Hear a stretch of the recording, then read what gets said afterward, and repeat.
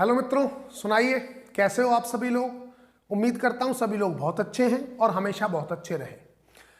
मित्रों, हमने पिछली कुछ वीडियोस में आपने देखा एरोबिक रेस्पिरेशन हम फिनिश कर चुके हैं। इस वीडियो में हम डिस्कस करेंगे एनारोबिक रेस्पिरेशन के बारे में। ठीक है, टॉपिक का नाम डाल लेते हैं एनारोबिक रेस्पिरेशन। एनारोबिक रेस्पिरेशन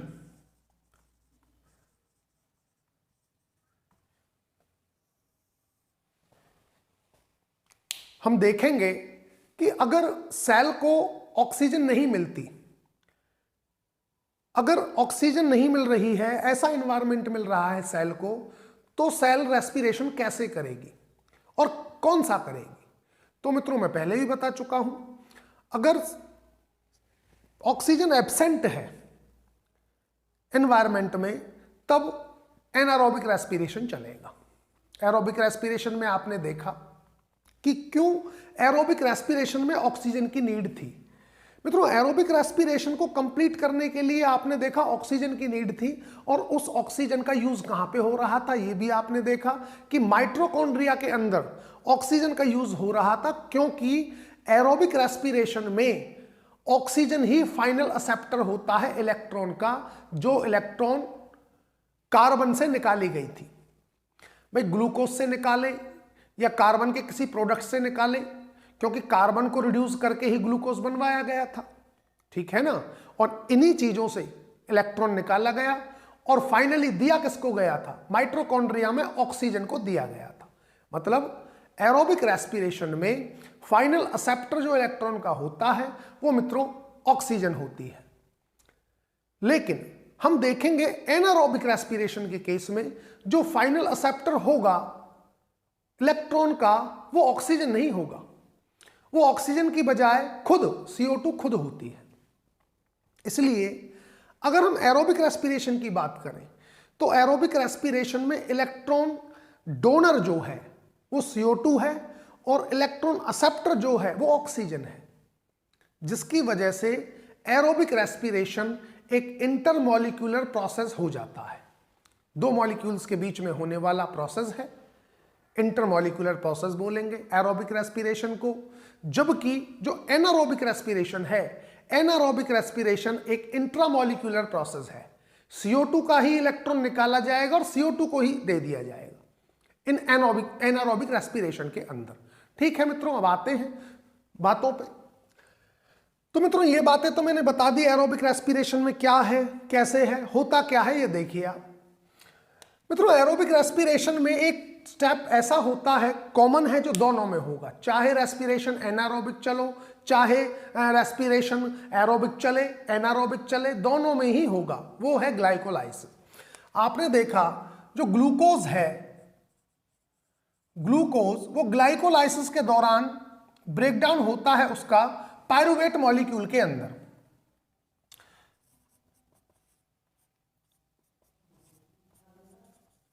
ये पायरुवेट मॉलिक्यूल बन गया। अब मित्रों, थोड़ा सा मैं ना ऊपर से लिखता हूं, इसको थोड़ा आएगा नहीं नीचे, अगर हम बनाएंगे पूरा तो थोड़ा समझाने के लिए इसको स्टार्टिंग से लिखते हैं। मित्रों, ग्लूकोज मॉलिक्यूल का ब्रेकडाउन हुआ जिससे बने दो पायरुवेट मॉलिक्यूल। हम एक ही लिखते हैं, एक सही समझाते हैं। ये पायरुवेट बन गया, पायरुवेट। और हमने देखा ग्लाइकोलाइसिस के दौरान NADH बना। ठीक है, ये NADH प्रोड्यूस हुआ ड्यूरिंग ग्लाइकोलाइसिस। और हम देखते हैं कि ATP भी प्रोड्यूस होता है। अगर हम बात करें पूरी ग्लाइकोलाइसिस की तो 2 ATP भी बने थे। बने तो वैसे 4 थे, लेकिन मित्रों 2 यूज कर लिए ग्लाइकोलाइसिस ने अपनी रिएक्शन में। इसलिए जो नेट रिजल्ट हम बताएंगे टोटल ATPs का ग्लाइकोलाइसिस में, वो 2 ATP बनते हैं ग्लाइकोलाइसिस के दौरान। अब होता क्या है, ऑक्सीजन है नहीं मीडियम में। अब ऑक्सीजन नहीं है तब क्या होगा, अगर ऑक्सीजन होती तब क्या कर रहा था, जब ऑक्सीजन थी तब ये कर रहा था कि जो पायरुवेट था, पायरुवेट लिंक रिएक्शन में जा रहा था और पायरुवेट इलेक्ट्रॉन डोनर था, आपको याद हो तो।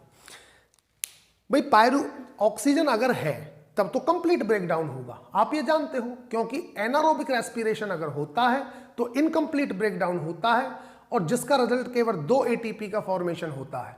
जबकि एरोबिक अगर रेस्पिरेशन चले तो फिर होता है कंप्लीट ब्रेकडाउन, और कंप्लीट ब्रेकडाउन में आपने देखा 30 से लेकर 32 एटीपी का फॉर्मेशन होता है। अब देखिए, जब मामला एरोबिक था तो क्या हुआ था, यह पायरूवेट माइटोकॉन्ड्रिया में जा रहा था लिंक रिएक्शन के लिए, ताकि लिंक रिएक्शन में इसका फर्दर ब्रेकडाउन हो, और तब यह पायरूवेट इलेक्ट्रॉन डोनर था, वहां पर NADH बनवाए जा रहे थे लिंक रिएक्शन के दौरान, और पायरूवेट को फाइनली कन्वर्ट कर दिया गया था एसिटाइल कोए के अंदर। बट अगर एनारोबिक रेस्पिरेशन हो तब यह पायरूवेट इलेक्ट्रॉन डोनर नहीं होगा, बल्कि अब यह खुद ही इलेक्ट्रॉन एक्सेप्टर बन जाएगा। कब? एनारोबिक रेस्पिरेशन के केस में, या हम बोले जब ऑक्सीजन नहीं है प्रेजेंट एनवायरनमेंट में, तब खुद ये पायरूवेट ही इलेक्ट्रॉन का एक्सेप्टर बन जाएगा डोनर बनने की बजाय। देखिए अब तो मित्रों, यहां से पायरूवेट जाता है, पायरूवेट पर काम करेगा एक एंजाइम होता है LDH, lactic acid dehydrogenase enzyme. LDH enzyme काम करेगा और यहां से क्या होगा, NADH का ऑक्सीडेशन करेगा LDH एंजाइम और 2 इलेक्ट्रॉन देकर पायरूवेट को रिड्यूस कर देगा। तो जाहिर सी बात है ये NAD में कन्वर्ट हो जाएगा, समझ रहे हो ना। और ये NAD यूज होगा यहां पर, जब यूज होगा तभी तो मित्रों NADH बना। तो देखिए, ग्लाइकोलाइसिस को चलाए रखने के लिए यह बहुत जरूरी है कि पायरूवेट का रिडक्शन हो थ्रू LDH। क्यों? क्योंकि ग्लाइकोलाइसिस को अगर आपको चलाना है एनारोबिक रेस्पिरेशन को भी कंटिन्यू रखने के लिए, तब भी आपको क्या करना पड़ेगा, NADH की जरूरत पड़ेगी सेल को, और NAD की नीड पड़ेगी सेल को, और NAD प्रोड्यूस होगा तब जब पायरूवेट आगे ब्रेकडाउन के लिए जाएगा। ब्रेकडाउन नहीं बोलेंगे, बल्कि हम बोलेंगे जब पायरूवेट का रिडक्शन होगा थ्रू LDH और पायरूवेट से बनेगा लैक्टिक एसिड, तब हम देखेंगे NADH से जनरेट होगा NAD और इस NAD को ग्लाइकोलाइसिस में यूज किया जाएगा। ठीक है ना।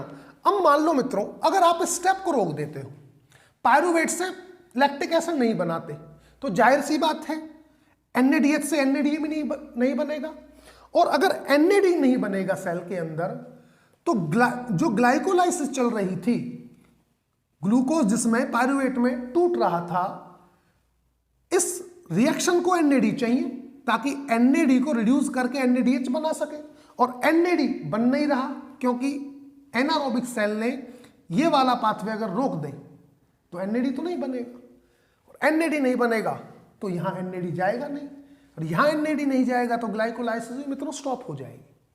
मतलब जो 2 ATP बन रहे हैं ना, जो मिल रहे हैं एनारोबिक रेस्पिरेशन के दौरान, वो भी बनना बंद हो जाएंगे। इसीलिए जरूरी है इस पायरूवेट का भी आगे मूव करना लैक्टिक एसिड फॉर्मेशन के लिए, ताकि NADH से NAD बन सके। देखिए अब तो पायरूवेट का जब रिडक्शन हो जाता है, LADH रिड्यूस कर देता है पायरूवेट का, तो इससे बन जाता है लैक्टिक एसिड। लैक्टिक एसिड बना दीजिए, ये बन गया lactic acid, CH3 COOH OH H, ये है मित्रों लैक्टिक एसिड। Lactic acid. अब देखिए, अब होता क्या है, जब सेल के अंदर एनारोबिक रेस्पिरेशन के दौरान लैक्टिक एसिड बनता रहता है, तो सेल का मीडियम हो जाता है एसिडिक। जाहिर सी बात है कि भाई सेल का मीडियम अगर एसिड बनता रहेगा तो सेल के मीडियम का जो pH है वो डाउन चला जाएगा, और जब डाउन चला जाएगा तो मामला कैसा हो जाएगा, एसिडिक मामला हो गया। अब मित्रों जब सेल के अंदर एसिडिक एनवायरनमेंट हो जाता है तो वो एनवायरनमेंट बड़ा खतरनाक होता है किसके लिए? एलडीएच के लिए। ये एलडीएच की एक्टिविटी को स्टॉप करवा देता है। किसने करवाया? जो एसिडिक मीडियम बना due to accumulation of lactic acid. LDH तो बंद करवा दिया, मतलब अब पायरुवेट से लैक्टिक एसिड बनना हो जाएगा बंद। बट एक एंजाइम दूसरा एक्टिवेट होता है जिसको कहते हैं पायरुवेट डीकार्बोक्सिलेज, लेकिन ये एक एंजाइम को और एक्टिव कर देता है जिसका नाम है पायरुवेट डीकार्बोक्सिलेज।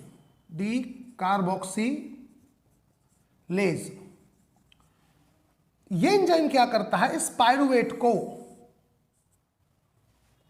चेंज करेगा एल्डिहाइड में। पायरुवेट को चेंज करता है ये एंजाइम एल्डिहाइड के अंदर, और जब एल्डिहाइड में चेंज करेगा तो डीकार्बोक्सिलेशन भी करेगा, CO2 निकल जाएगी। जाहिर सी बात है, पायरुवेट डीकार्बोक्सिलेज को एक्टिव किया एसिडिक एनवायरनमेंट ने जो सेल का बन गया था due to accumulation of lactic acid. और कौन से एंजाइम को इनहिबिट किया? एलडीएच को इनहिबिट कर दिया। ठीक है, अब इससे CO2 निकल जाएगी तो मित्रों ये बन जाता है एसिटैल्डिहाइड।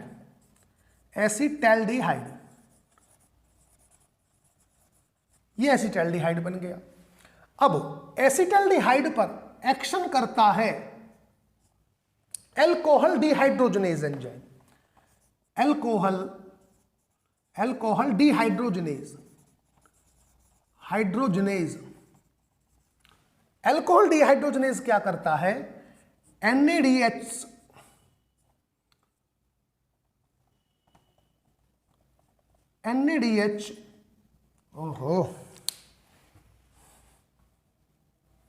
ये करेगा, NADH से इलेक्ट्रॉन लेकर दे देगा एसिटैल्डिहाइड को, और NADH कन्वर्ट हो जाएगा NAD में, और एसिटैल्डिहाइड जब रिड्यूस हो जाएगा तो इसका बन जाएगा इथाइल अल्कोहल।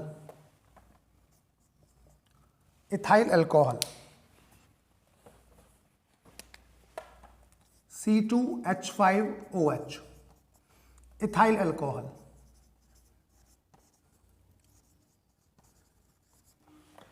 ये बना। एक बार दोबारा देखिए, ग्लाइकोलाइसिस सभी में कॉमन है, चाहे एरोबिक रेस्पिरेशन हो एनारोबिक हो, सब में चलेगा। 2 ATP बनते हैं इसके दौरान, NADH बनेगा, पायरुवेट बन गया ग्लाइकोलाइसिस से। अब अगर सेल एनारोबिक एनवायरनमेंट में है और वो चाहती है कि उसके अंदर कम से कम 2 ATP तो बनते रहें जो ग्लाइकोलाइसिस से बन रहे हैं, तब उसको पायरुवेट को आगे लैक्टिक एसिड फर्मेंटेशन के लिए भेजना पड़ेगा। लैक्टिक एसिड यहां से पायरुवेट लैक्टिक एसिड फर्मेंटेशन के लिए जब जाएगा तो एंजाइम होगा LDH NADH को ऑक्सीडाइज करेगा और इसके 2 इलेक्ट्रॉन लेकर पायरुवेट को दे देगा, और पायरुवेट चेंज हो जाएगा लैक्टिक एसिड में, और NAD चेंज हो गया, NADH चेंज हो गया NAD में, और इस NAD को यूज कर लिया जाता है ग्लाइकोलाइसिस के दौरान ताकि ग्लाइकोलाइसिस चलती रहे और 2 ATP जो बन रहे हैं बनते रहे। अब देखिए यहां पर जैसे मैंने बताया था कि एरोबिक रेस्पिरेशन में पायरुवेट इलेक्ट्रॉन डोनर होता है, but in case of anaerobic respiration pyruvate बन जाता है इलेक्ट्रॉन एक्सेप्टर। अब देखिए ग्लाइकोलाइसिस जब चली तो NADH बना, ठीक है, मतलब आपने देखा कार्बन ने इलेक्ट्रॉन निकाला, अब पायरुवेट खुद ही तो ले रहा है ना NADH का इलेक्ट्रॉन, यहां पे देखिए लिया ना, तो बन गया ना पायरुवेट एक्सेप्टर इलेक्ट्रॉन का खुद ही इन एनारोबिक रेस्पिरेशन। ठीक है जी मित्रों, लैक्टिक एसिड बन गया। लैक्टिक एसिड के बनने पर सेल के अंदर एसिडिक मीडियम हो जाता है, एसिड अक्यूमुलेट होता रहेगा, pH डाउन जाता रहेगा, pH डाउन जाता रहेगा तो मीडियम कैसा हो गया? एसिडिक। उस एसिडिक मीडियम में एंजाइम LDH इनएक्टिवेट हो जाता है। लिख देता हूं, इनएक्टिवेट्स LDH, LDH को क्या कर दिया, इनएक्टिव कर दिया। और साथ साथ इस एसिडिक एनवायरमेंट ने पायरुवेट डीकार्बोक्सिलेज को एक्टिव किया। तो पायरुवेट डीकार्बोक्सिलेज जब एक्टिव हुआ तो वो पायरुवेट को चेंज करता है एसिटैल्डिहाइड में, जिसके दौरान हमने देखा जो CO2 है, CO2 निकल गई, डीकार्बोक्सिलेशन होगा। सीधी सी बात है, जैसा एंजाइम का नाम है मित्रों वैसा ही इसका काम है, डीकार्बोक्सिलेशन हो गई, एसिटैल्डिहाइड बन गया। अब इस एसिटैल्डिहाइड का रिडक्शन करता है अल्कोहल डिहाइड्रोजनेज, और मित्रों एसिटैल्डिहाइड अल्कोहल में चेंज हो जाएगी। तो यहां पर इलेक्ट्रॉन देने के लिए NADH यूज में आता है। NADH का इलेक्ट्रॉन लेकर अल्कोहल डिहाइड्रोजनेज ने एसिटैल्डिहाइड को दे दिया और एसिटैल्डिहाइड कन्वर्ट हो गया इथाइल अल्कोहल में। अब आपने एक चीज देखी कि सबसे पहले एनारोबिक रेस्पिरेशन जब हुआ तो पायरुवेट सबसे पहले गया लैक्टिक एसिड फर्मेंटेशन के लिए, ठीक है। लैक्टिक एसिड फर्मेंटेशन में जब गया पायरुवेट और लैक्टिक एसिड का अक्यूमुलेशन हुआ तो बाद में हमने देखा मेटाबॉलिक शिफ्ट हुआ। लैक्टिक एसिड फर्मेंटेशन से शिफ्टिंग हुई अल्कोहलिक फर्मेंटेशन की तरफ।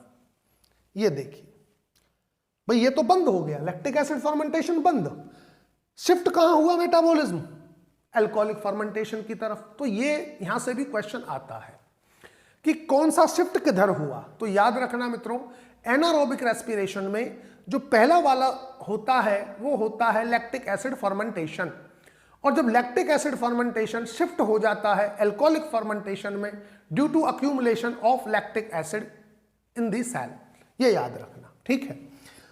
और देखिए वैसे भी अगर हम देखें, जरूरी भी है मित्रों कि लैक्टिक एसिड फर्मेंटेशन से इथाइल अल्कोहल या अल्कोहलिक फर्मेंटेशन की तरफ शिफ्ट हो मेटाबॉलिक, ये जरूरी भी है। क्यों, कारण है मित्रों। आपसे अगर यह पूछा जाए कि लैक्टिक एसिड ज्यादा बैड है या अल्कोहल ज्यादा बैड है, तो मित्रों alcohol is more, lactic acid is more bad.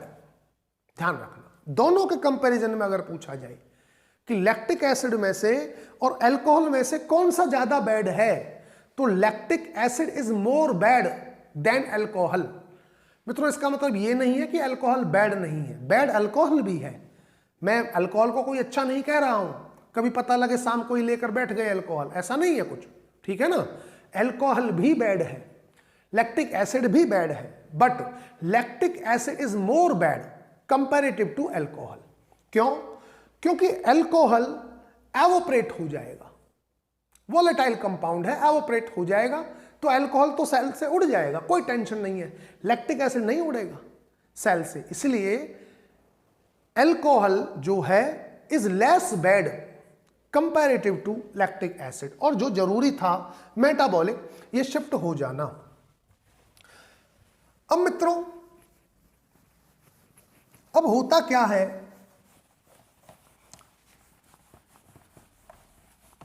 जो बिवरेजेस कंपनीज होती हैं, बिवरेजेस जो हैं, जो बिवरेज बनाती हैं, जैसे कि रम बनाना, विस्की, ब्रांडी, ये सारी चीजें, अल्कोहलिक प्रोडक्ट्स बनाना, ये कंपनीज यूज करती हैं किसका, ईस्ट का। ईस्ट क्या करेगी, ईस्ट करती है अल्कोहलिक फर्मेंटेशन, ठीक है ना।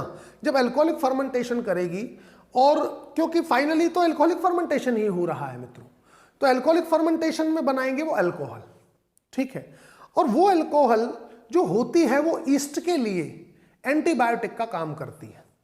वो कैसे, वो इस तरह से करती है कि मित्रों जो ईस्ट है वो खुद 12% अल्कोहल तक काम कर सकती है। अगर 12% से ऊपर चला गया तब तो ईस्ट को भी खतरा है, ईस्ट भी काम नहीं कर पाएगी, ईस्ट की भी मतलब जो ईस्ट है वो भी, उसकी भी डेथ हो जानी है, ठीक है ना। 12% से ऊपर गया, बट 12% तक ईस्ट काम कर लेती है इजीली बिना किसी दिक्कत के।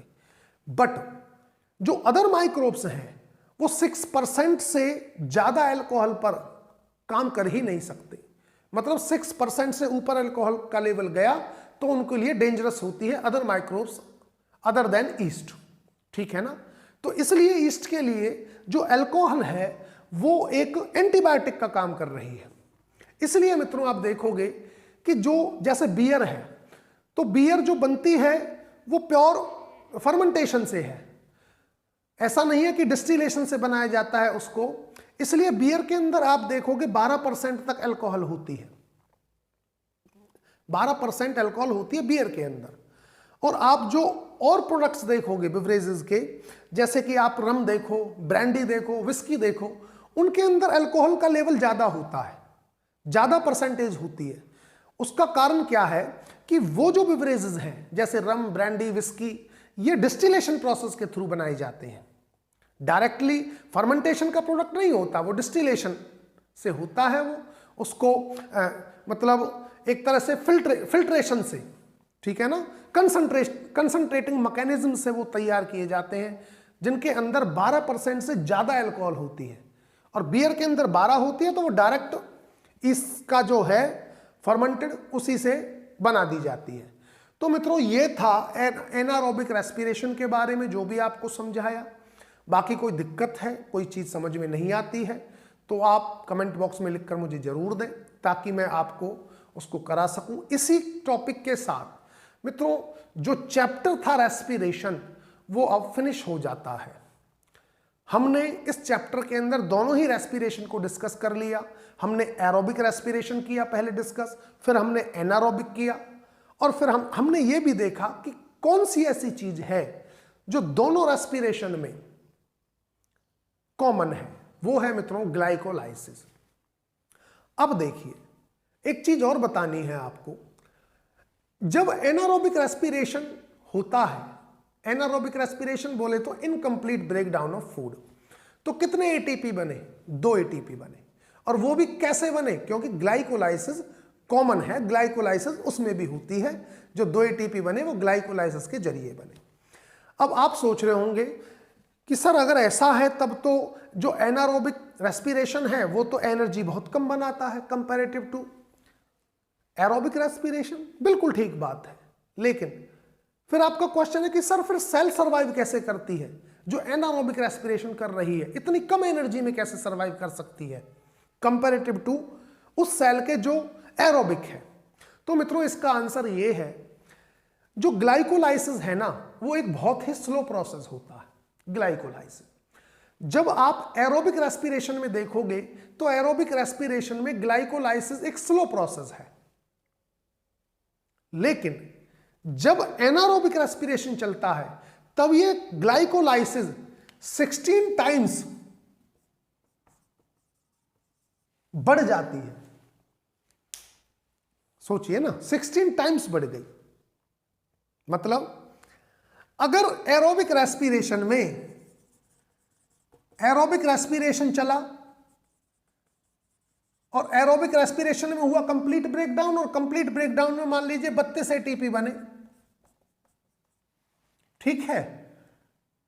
तो दूसरी तरफ हमने देखा एक चला एनारोबिक रेस्पिरेशन, और एनारोबिक रेस्पिरेशन में मित्रों कितने बने एटीपी? 2 ही एटीपी बने। लेकिन किसके जरिए बने ये? टोटल ब्रेकडाउन हुआ इसका तो, और ये केवल बना ग्लाइकोलाइसिस के जरिए एनारोबिक रेस्पिरेशन में। हम देखेंगे मित्रों एनारोबिक रेस्पिरेशन में ग्लाइकोलाइसिस का जो रेट है वो 16 गुना 16 टाइम्स बढ़ जाता है। तो इसको 16 से मल्टीप्लाई कर लो तो देखिए कितना आ गया, 32 एटीपी आ जाते हैं।